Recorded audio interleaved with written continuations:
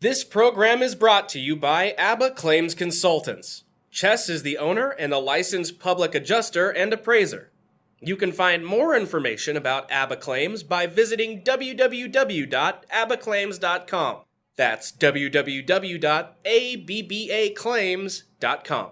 Ches Bostick has spent the last 23 years as an insurance adjuster. His mantra has always been, by putting God first, being in a state of appreciation, and leading by example, everyone around him grows.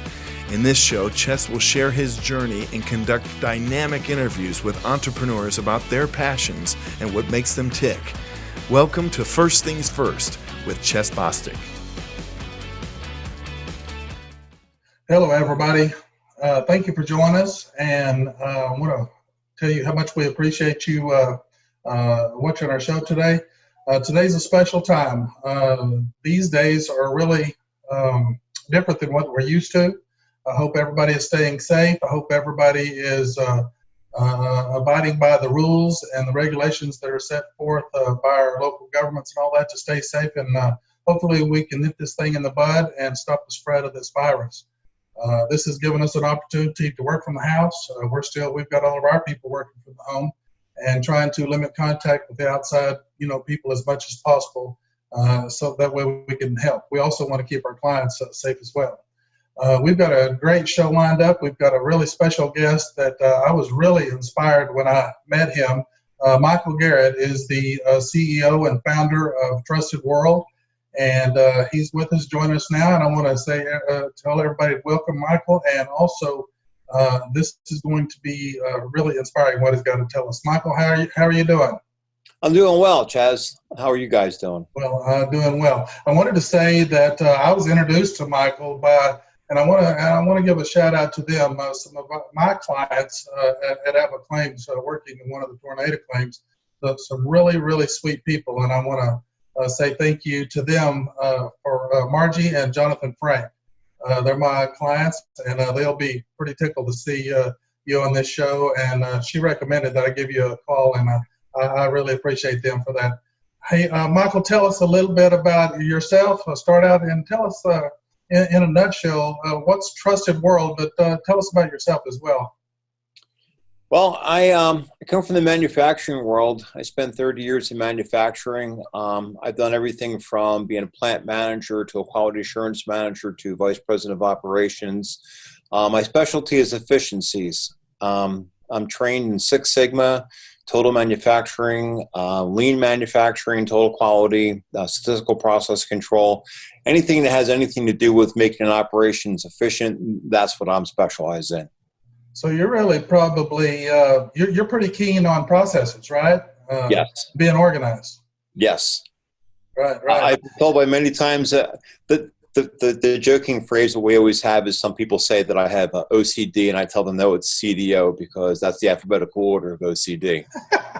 Yeah, that's real good. So Trusted World, that's about people helping people.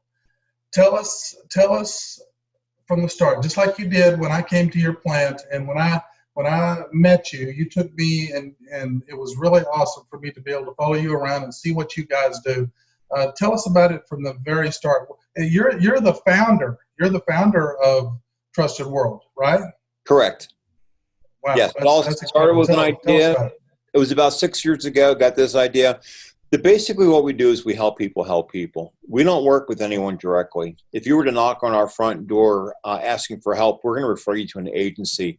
We don't do case management. We don't do any counseling. It's just not our thing. The best way I can explain how we work is school counselor. They see the same child wearing the same clothes every day, not because they want to, but because that's the family situation. The counselor has a few options. They can either take money out of their own wallet and go down to the store and buy that family or that child resources. They can refer them to a local agency, hoping that they qualify, or the family's not so embarrassed that they actually can't go, get it within their heart to want to go down and ask for help, or they could do nothing. What we've done is we've given them a new option. We refer to ourselves as the Amazon of nonprofits, and what that school counselor can do now is that school counselor can order resources from our website at no cost. Not in such a way where Amazon says, I want those green pants or that blue shirt. Everything's based upon sizes. So a school counselor will sit there and say, hey, ask the child, what size shirt do you wear? What size pants do you wear? And they'll also find out that there's other members of the family that need help too. Wow. A lot of agencies, a lot of government plans help the child in school, but sometimes the resources aren't expandable to the entire family. We tell the school counselor, no, we want to help the entire family. It doesn't do any good when child 1 comes home with new things and child 2 and 3 are like, hey, where'd you get that stuff from? What about us? We want the counselor to help the whole family. So the beautiful part about that is that helps the individuals that we're working with, school counselors, police officers, crime victim advocates, and that such. But on the other side of that, when we work with nonprofits, a lot of nonprofits try to have a closed closet. And we've learned as much as they have that doesn't always work out that well. We've worked with Family Promise of Collin County. They're nestled in a little retirement area in Collin County. And basically, they're getting clothes from the community who wants to help them very much, but they're getting retirement age clothing, and they're working with young families with children. The match is not there. And they're trying to figure out, well, what do we do with this clothing? Well, they want to be a good steward, and they don't want to throw the clothing away. And what happened was it was taking up a lot of space in their facility, and they didn't know what to do with it. So what we told them was, give all that clothing to us. We service about 340 different agencies. One of our other clients is going to want clothing in that age range, and they are now using that room to see more clients. We actually enable them to see a fifth more clients, so 20% efficiency improvement, not without hiring one employee, without changing their processes, or without having to change any of their funding or anything like that. It just added all those resources to them at no cost. So what we're doing is we're adding 3 new items to nonprofits' criteria, clothing, food, and toiletries, without them having to take on any of the overhead expenses or the hiring of any new employees to make that happen. Right. Well, I saw on your website, and it's incredible. First of all, I want to back up to something you said a minute ago. It's very interesting. The teachers and the counselors, they open up their own pocketbooks. I know, for example, our daughter was a teacher working at schools, and I know from other folks that we know, they pay for a lot of stuff on their own, right out of their pockets, and that's very commendable. That you mentioned that they do that, and that's very much appreciated. But y'all service, it says 250 clients per day. Now, explain to people what you're doing. You're providing also, toilet paper and essentials and that type of thing to these agencies that are out there helping the people. So talk about that just a little bit. We provide clothing, food, and personal care items. The personal care items are your basic toiletries. It's a toothbrush, shampoo, soap, conditioner, toothpaste, deodorant. We don't go much beyond that. It gets very subjective after that. Food, we provide non-perishable food. We have what we refer to a meal box. It feeds a family of 5 for a week. And clothing, we provide them clothing, and everything's based upon what's been donated to us. It's rare, but sometimes they ask for things that we just don't have. And then we'll turn around and we'll go on social media and say, we're looking for, the biggest thing we always need is men's 34 pants. We can never seem to keep enough men's 34 pants in the system. Interesting enough, we found out that the majority of men, 85% of men, think they wear 34 pants, and so they order them. And so we can never keep enough in stock. Right. I figured everybody wears my size, because when I'm in a store, I never can find them as well. So yep. When I was in your warehouse and you were taking me through there, and I was seeing the incredible organization that you guys have, this is not just throwaway stuff. This is the stuff that you're providing for these children and the families of these children in the schools and that type of thing, and it is good stuff. I mean, I was impressed. So what's nice is that we found out that I would say 95% of the clothing that's donated to us is washed and cleaned. In fact, we even got to the point where we can smell the bag and we know what fabric softener is being used. The people who are donating, they're very commendable for doing that. When clothing comes into our facility, it goes through 5 quality checks before it ends up in a bag to go to one of our clients. During those 5 quality checks, what we're doing is we're looking for rips and tears and stains, no inappropriate clothing, no inappropriate writing on the clothing. Anything that does not meet our quality standard, what we do is we recycle that with a textile company, and we get a couple pennies on the pound.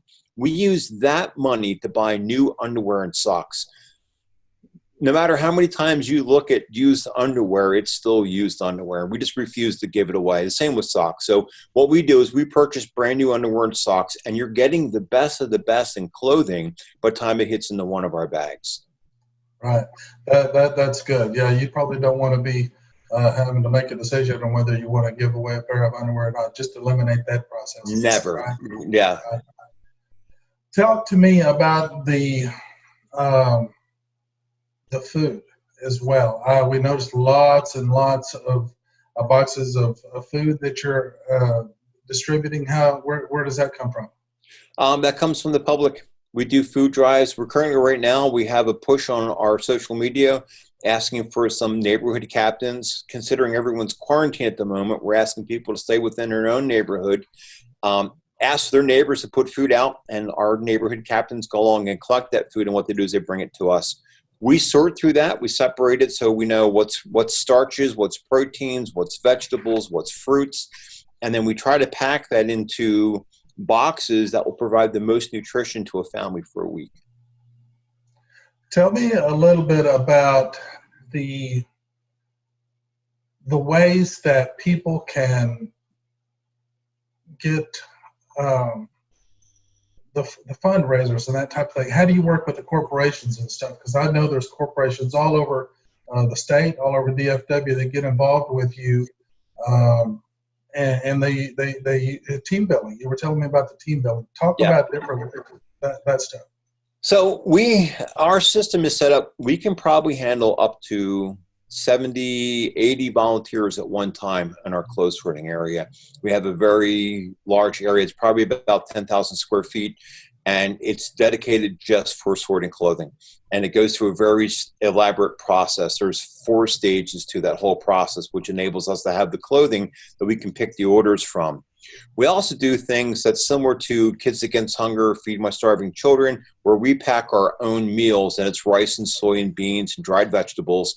But we do so in a very fun, elaborate type of process where we turn it into what we call cutthroat food packing. And we've turned it into a team building event. What's nice about this is that a lot of organizations are doing team building, and now their money for their team building budget item is now a donation. They're going to have a lot of fun while they're here, but when they're done, they're going to feed people right here in North Texas with that food that they're packing. So rather than just writing a check to an organization and saying, "Hey, we did our team building, we had a great time," they're going to get that, plus they're going to be feeding people here in North Texas by doing the whole team building event with our food packing event. That's really cool. And, we see all these different types of, companies out there that provide services for team building and, go jump off of a cliff and write a deal down or whatever. But this here seems to really be something that people can get into and know that they're helping people at the same time. What type of, we talked about the schools. We talked about the counselors at the schools. Tell me more about, you work with the police departments and those type of things. What other resources and who else do you work with? We also work with the FBI, the DA's office, Homeland Security, CIA. And what they do is they're going to go out and rescue women who've been sex trafficked, children who've been abducted in large quantities. And they come to us and go, "Hey, we're going to go rescue 20 women. We think they're these sizes." And then what we do is we put together clothing and essentials for them, and then they'll go out and rescue the women. We don't get any information about the operation other than it's 20 women or X amount of children, X amount of women, and their sizes. And we give them that. So this way, when these women are being rescued, sometimes they're either forced or made to wear inappropriate clothing or clothing that they've been wearing for a few weeks now. Now they're getting fresh clothing from us. And helping in that way. That's very nice. I bet that helps elevate their self-worth, that's got to make an immediate impact, right? Yeah, absolutely. And same thing with the police departments, the crime victim advocates. Sometimes a woman may decide, hey, listen, I'm tired of dealing with my husband. She leaves at 2 a.m. with the kids. Everyone's in their pajamas. Now they're sitting in the police station, and the police department's like, we need clothing. And what they'll do is they'll contact us, and we're able to outfit the entire family. And y'all make deliveries every day, right? This is not something that they have to wait on.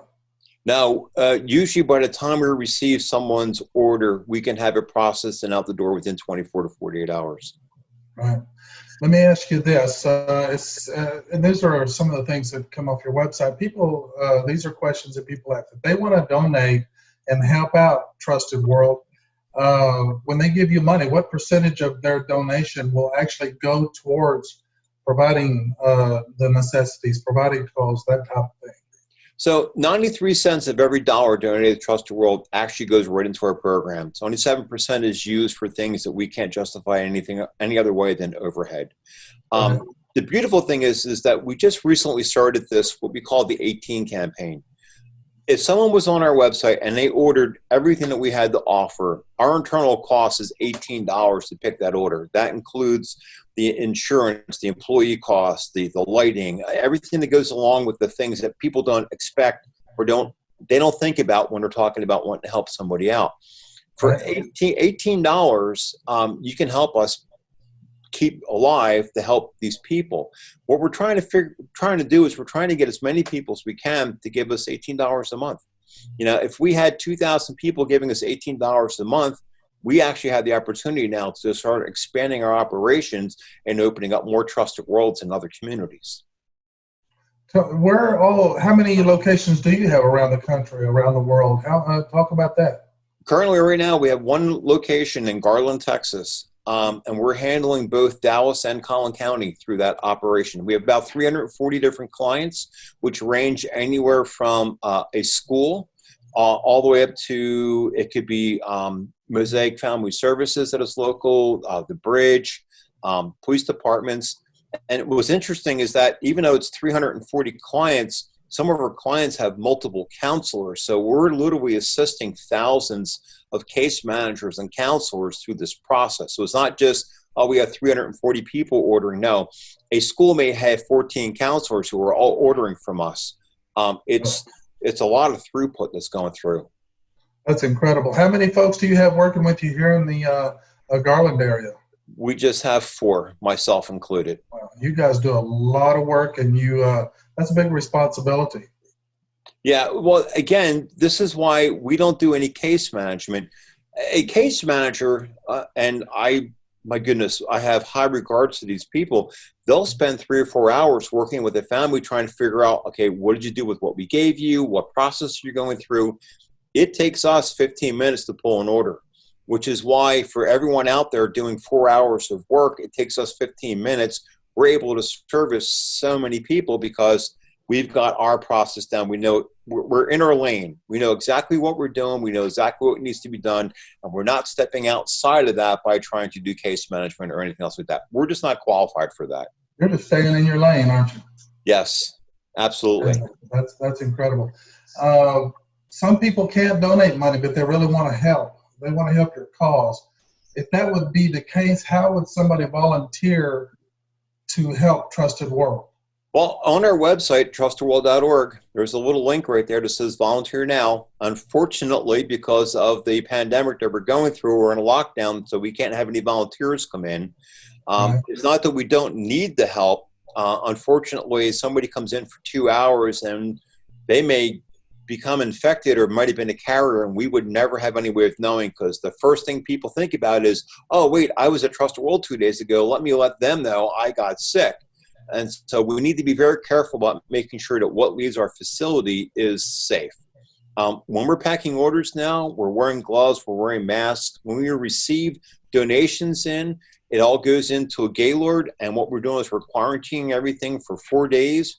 We're making sure that we need to keep ourselves safe.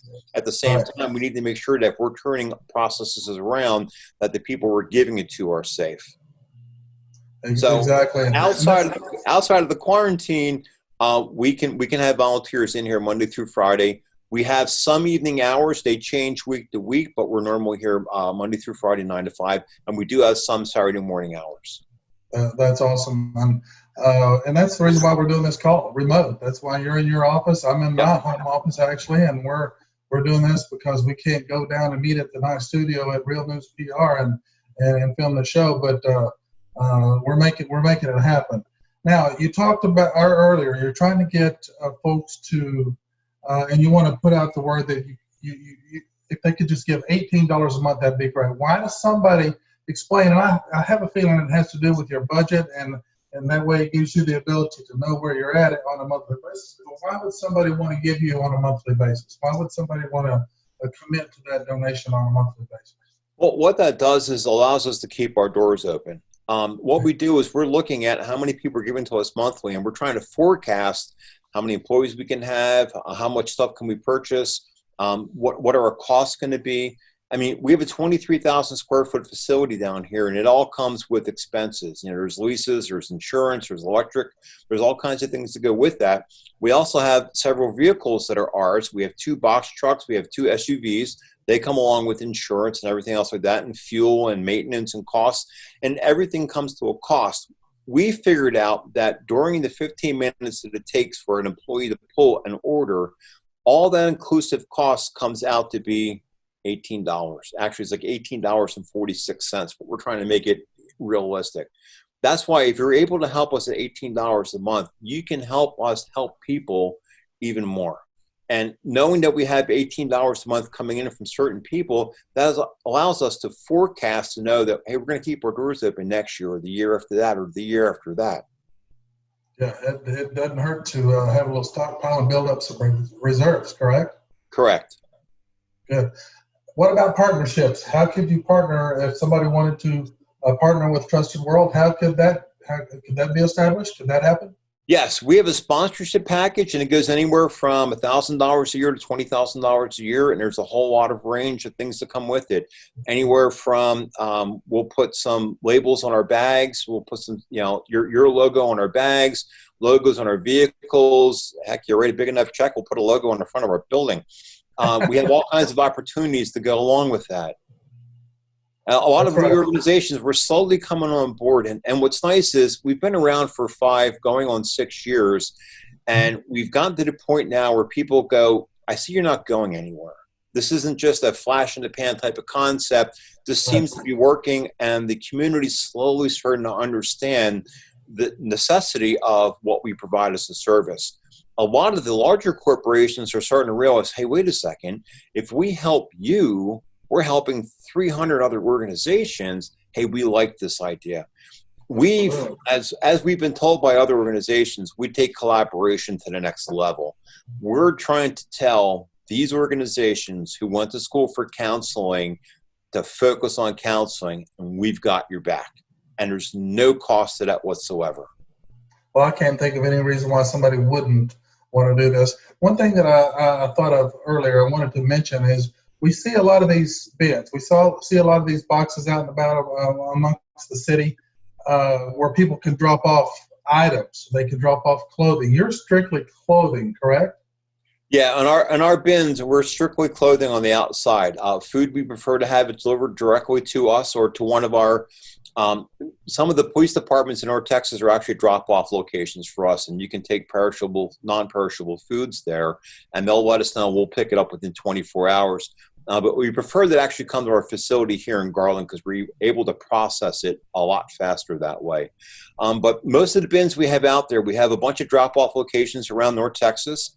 Again, several of them are police departments, and we want that clothing. We go through that clothing, we process everything, looking for the stuff that we want to turn around. We may get clothing from Capel that might end up being used in Greenville, or we might get clothing that comes out of Greenville and it ends up being used in Waco. It's what we do is anything that comes in our facility, it goes into the process, and then our process turns around and sends it out to everybody. We've had people say, well, listen, if we collect clothing in our town, can it be used in our town? We can't guarantee that. We don't track anything like that. We just know it's going to go in our process, and yes, we'll help the nonprofits and schools in your town, We just can't guarantee it's going to stay right there. That's right. That's really cool. What about your bins? You told me the aspect of you've got some bins that you see out there from maybe other people, other companies that they just set them out in the parking lot anywhere at the edge of the parking lot so people can get to. Is there a difference in those bins that are sitting out at the edge of the parking lot rather than up by a building? Yeah, we prefer that our bins be up against the building. We want to show the community that we actually have a relationship with that business. And then what we do is we try to tell people, hey, we have a bin here. Stop in and see that that business. Stop in and get your tires changed. Stop in and see whatever service they're offering, and not only drop off your clothing, but hey, let that business know that you appreciate what they're doing. They're helping the community by allowing us to have our bin there. And so we like to encourage people to turn around and help the local people out, help with the local businesses. And they can they can recognize these bins because it'll have the Trusted World. As a Trusted World logo on there. And the beautiful part about our bins is it's an outdoor bin. It's a 3 foot by 3 foot. It's 6 foot tall. It has a slanted roof, and they're built by Boy Scouts. These are cool. Boy Scouts who, it's their Eagle Scout project. We will only let Boy Scouts build these bins for us because it's a nice relationship we have with the Boy Scouts. And we probably have 20 bins out all over North Texas, which means there's 20 Eagle Scouts who got their Eagle Scout badge by doing this project with us, which helps them give back to the community. That's cool. Yeah, I wanted to, I knew there was and I wanted to hear you say why it's important or the significance of why that bin may be up next to a building. And to me, that's important. That's good. I had a question come across the screen just a minute ago, and I wanted to ask you if somebody, some people don't really like to publicize it, that they're donating money and helping that cause. Some people, especially when they make a large donation, they don't want it to be public. Can they donate to you and without having to go through the website or without it being public? How could somebody do that? Yeah, we don't publicize on our website who gives. The only time we ever publicize anything like that is if every now and then we'll say, hey, the following people have helped us and benefited of us. They have the option to remain anonymous. We have quite a few donors who are like, listen, I want to help you out, but I don't want no one to know what I'm doing. And we acknowledge that, and we keep that a secret. And very few of us here even know who they are. And so we don't have a problem with people saying anonymous. And those who won't, we share that with the community. We want people to know, hey, so-and-so helped us out. This family has helped us out. This family has helped us out. This foundation has helped us out. That's right. What about some of the partnerships that you actually are in the process right now that you already have? Are some of those that you could mention and give thanks to those people? Absolutely. We have a couple of churches. We have City Point Church in Allen. We have Chase Oaks Church in Plano. We have Rodenbaugh's Flooring in Allen. We have Global Community. I believe they're based out of England.